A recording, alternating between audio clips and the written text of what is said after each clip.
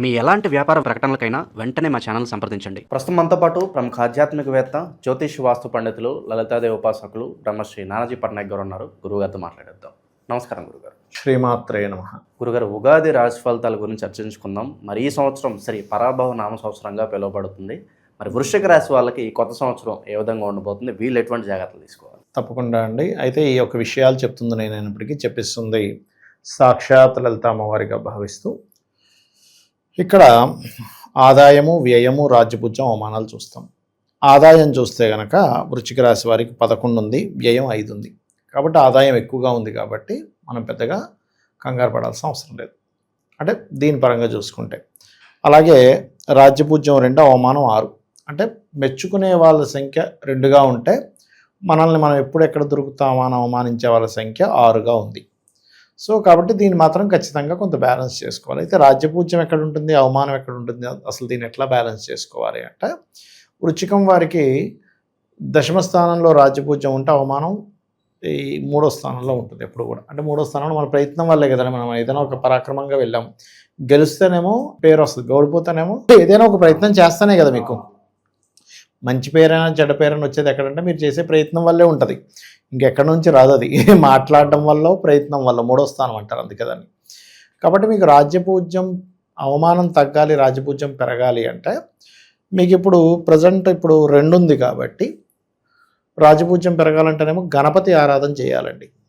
ఎంత మీరు గణపతి ఆరాధన చేస్తూ సూర్య నమస్కారాలు చేసుకుంటుంటే వృశ్చికం వారు ఖచ్చితంగా రాజ్యపూజ్యం పెరుగుతుంది.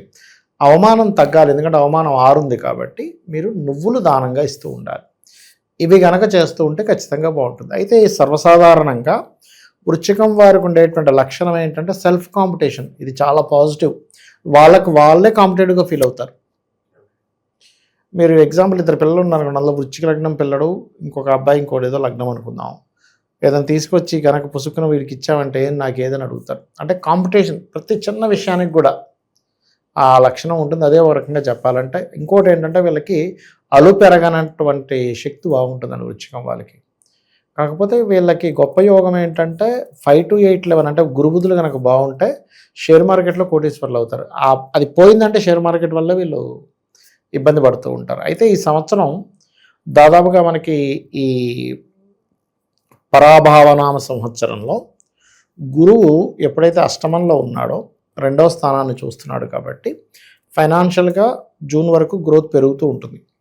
కాకపోతే ఇక్కడ ఏంటంటే ఎప్పుడైతే మీకు ఈ గురువు జూన్లో నుంచి 9వ స్థానంలోకి వెళ్తాడో ఇక్కడ కలిగే ఫలితం ఏంటంటే లగ్నానికి గురుబలం వస్తుంది, చంద్ర రాశికి 3వ స్థానం మీద గురుబలం చూపిస్తుంది. కాబట్టి ఏంటంటే ఇక్కడ నుంచి కొంచెం సంతానం విషయంలోని గతంలో ఏవైతే అగ్రిమెంట్స్ మనం చేయలేకపోయాం అనుకునే ఒక అగ్రిమెంట్స్ ముందుకు కదలడం కానీ ఇలాంటివి ఉంటాయి. కాకపోతే గురువు 9లోకి వచ్చినప్పుడు ఏంటంటే ఉద్యోగ సంబంధించినటువంటి విషయంలో మార్పు రావడం, లేదా తండ్రి గారి బిజినెస్లో ఏమైనా సరే చూసుకుందామని ఇది అవ్వడం, లేకపోతే తండ్రి గారు తీర్థయాత్రలు, తండ్రి గారితో కలిసి కొన్ని తీర్థయాత్రలు చేయడం, లేకపోతే వీళ్ళు కూడా కొన్ని తీర్థయాత్రలకి, ఎందుకంటే 9వ స్థానంలో గురువు ఎగ్జాల్టెడ్ ప్లేస్ కదా. కాకపోతే ఇక్కడ ఏంటంటే గురువు యొక్క స్వరూపం మారిందండి. ఇప్పుడు యాజ్ ఇట్ ఈజ్గా లేదు. గురువు యొక్క స్వరూపం ఎప్పుడైతే మారిందో ఇది పెద్ద మొత్తంలో బ్యాంక్ ట్రాన్సాక్షన్ చేసేటప్పుడు కొంత జాగ్రత్తగా ఉంటూ ఉండాలి. దశమంలో కేతు ఉన్నందుకు ఉద్యోగ సంబంధించిన విషయంలో తొందరపాటు నిర్ణయాలు పనికిరావు. ఎందుకంటే దశమంలో కేతు ఉన్నాడు, భాగ్యంలో గురువు ఉన్నాడు. సో భాగ్యం యొక్క స్ట్రెంత్ ఎక్కువైంది ఇక్కడ మనకి.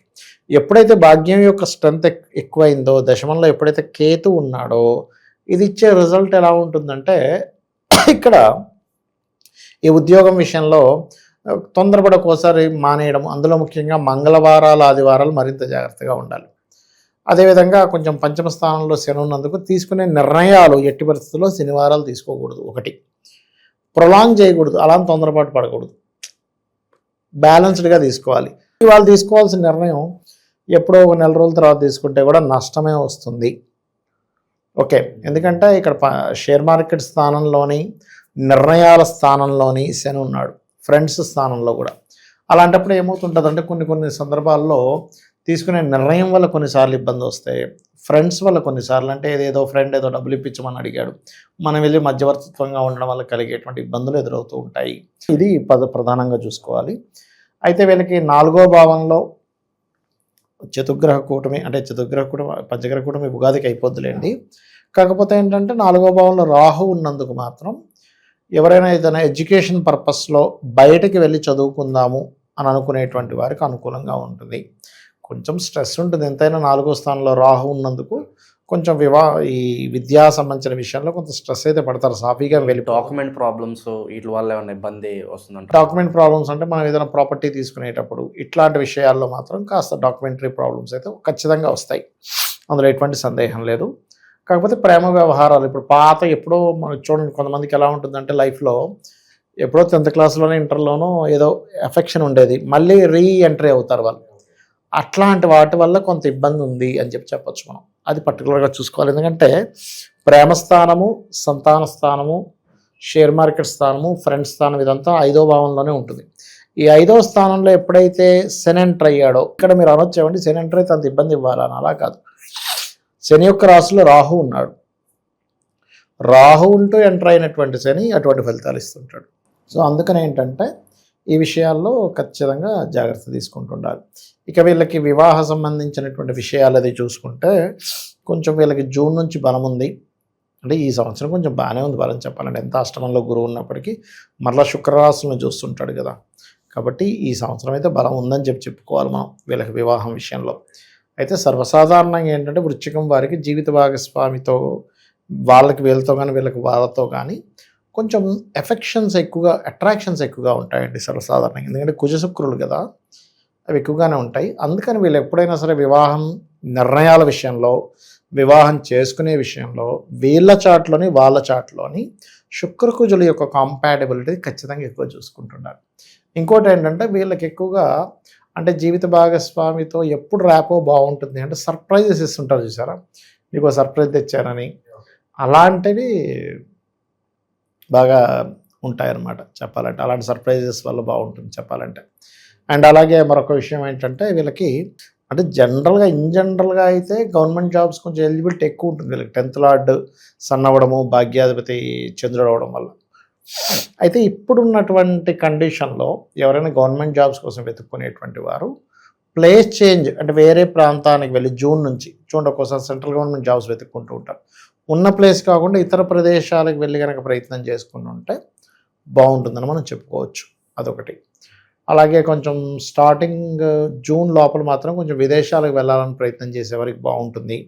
అక్కడికి వెళ్ళి చదువుకోవడము, అక్కడికి వెళ్ళి అక్కడ ఏదైనా అసెట్ కొనుక్కోవడము, అక్కడే స్థిరపడము, ఇట్లాంటి వాటికి బాగుంటుందని చెప్పుకోవచ్చు మనం చెప్పాలంటే. అయితే ఒకటే ఏంటంటే నిర్ణయాల విషయంలో మాత్రం చాలా జాగ్రత్తగా ఉండాలి. పంచమ శని ఉన్నాడు కాబట్టి, అది కూడా ఉద్యోగ సంబంధించిన నిర్ణయాల విషయంలో. ఎందుకంటే రెండు గ్రహాలు ఒకే దగ్గర ఫామ్ అవుతున్నాయి.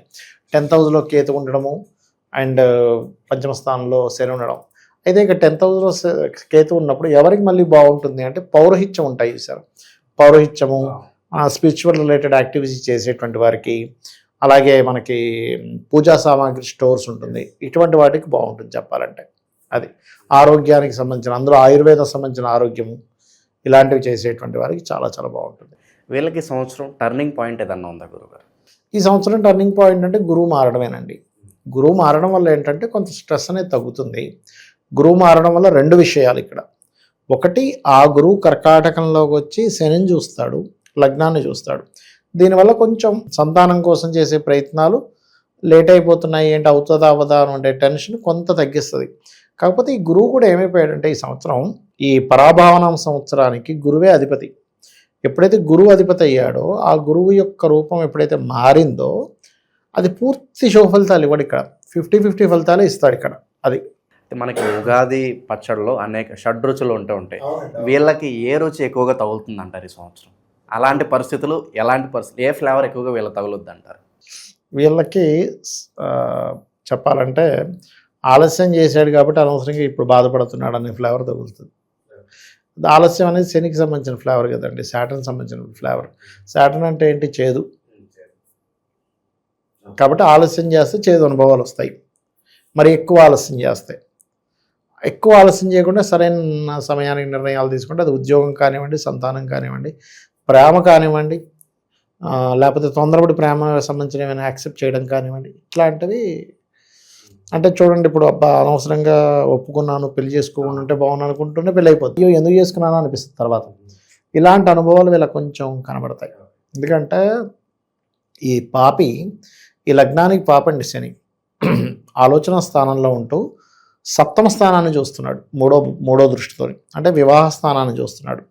కాబట్టి కొంచెం వివాహ నిర్ణయాలు మొహమాటానికి పోయో లేకపోతే అనుకోలేని పరిస్థితులు అయిపోయిందనో ఇట్లాంటివి కొంచెం ఎదురు చూస్తాయి వీరికి. అలాగే మనకి కొత్త సంవత్సరం అనగానే రిజల్యూషన్ తీసుకుంటారు చాలామంది. సో వీళ్ళ సంవత్సరం వాళ్ళ జీవితంలో ఎటువంటి చిన్న చిన్న మార్పులు చేసుకోవడం వల్ల వాళ్ళ లైఫ్ బాగుంటుందంటారు? మార్పులు అంటే ఇక్కడ ఒకటే, ఉద్యోగ మార్పులు అయితే చాలా స్పష్టంగా చూపిస్తున్నాయి దశమంలో కేతు ఉన్నందుకు. అయితే కొంతమందికి ఎలా ఉంటుందంటే వృశ్చికం వారికి సర్వసాధారణంగానే కొంచెం స్థిరంగానే ఉండాలి ఒక దగ్గర అనిపిస్తూ ఉంటుంది. అలా అనిపిస్తూ నేను మారకూడదు అని అనుకుంటే గణపతి పూజ చేసుకోవడం, కేతుగ్రహం దగ్గర దీపారాధన కనుక చేసినట్లయితే 10th హౌస్లో ఉండేటువంటి కేతువు యొక్క నెగటివ్ ప్రభావం అనేటువంటిది పూర్తిగా తగ్గుతుంది. ఇక ఈ సంవత్సరం విశేషంగా ఉన్న గ్రహస్థితి బట్టి ప్రత్యేక పరిహారాలు ఏం చేసుకుంటే బాగుంటుందంటారు? ఓం మాణిక్య మకుటాకార జానుద్వయ విరాజితాయే నమః చేసుకోవడం మంచిది ఒకటి. రెండవది కాలభైరవ అష్టకం, ఎందుకంటే ఉపాసనా స్థానము మంత్రస్థానంలో శని భగవానుడు ఉన్నాడు. సో ఎంత వీళ్ళు కాలభైరవ అష్టకం చేస్తూ ఉంటే అంత బాగుంటుంది. అంటే లైఫ్ అంత సింపుల్గా వెళ్ళిపోతుంది. లేకపోతే ఏమైపోతుందంటే శని పంచమంలో ఉన్నప్పుడు ఆలోచన స్థానం కదా, ఓల్డ్ థింగ్స్ అన్నీ తిరుగుతుంటాయి మైండ్లో. అక్కడ అలా చేసి ఇది ఇలా జరిగింది, అలా జరగకపోయి ఉంటే బాగుండు. అవి గుర్తెచ్చుకుని నేనేం చెప్తానంటే జరిగిపోయింది, ఇప్పుడు జరగకపోయి ఉంటే బాగుందని ఆలోచించడం వల్ల ఇంకేం మారదు, జరగాల్సింది ఏదో చేయండి అంతే. ఓవరాల్గా ఈ పరాభవ నామ సంవత్సరంలో వృశ్చిక రాశి వారికి ఏ విధంగా ఉంటుంది, ఎటువంటి జాగ్రత్తలు తీసుకోవాలో మంచి విశ్లేషణ అందించారు. ధన్యవాదాలు. శ్రీమాత్రే నమః.